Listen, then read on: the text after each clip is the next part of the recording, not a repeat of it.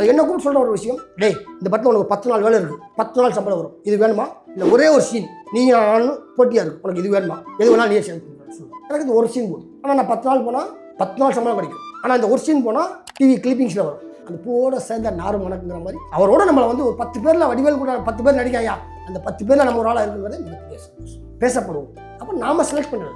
அப்போ நான் அந்த பொறுப்பை நம்ம ஓட்டுவேன். அந்த படத்தில் ஒரு சீனாக கூட 50 காமெடி இருக்கும். 50 காமெடியும் பார்த்தீங்கன்னா ஈக்குவலாக இருக்கும். அதனால் வந்து இதெல்லாம் வந்து வடிவேல் சார் சொல்லிக் கொடுக்குறது. இப்போ லாஸ்ட்டில் எலி அவர் கூட நடிச்சு லாஸ்ட் படம், அதில் கூட முதல் நாள் யாரோ நடித்து நல்லா இல்லைன்னு சொல்லி நான் புதுக்கோட்டையில் இருந்த என்ன வர வச்சு அந்த சீன் எடுத்தார்.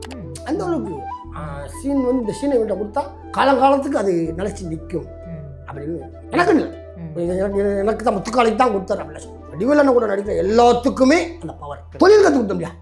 இன்றைக்கி அவரோட நாங்கள் நடிக்காட்டுவோம். இன்றைக்கி நான் இன்றைக்கி இப்போ இந்த வருஷம் ஒரு 10-20 படம் நடிச்சிருக்கேன். 2025 2026 ஒரு 10-20 படம் நடிக்கிறேன். இது காரணம் எங்கே இருக்குது? இந்த செத்து விளையாடு மாதிரி தானே வந்து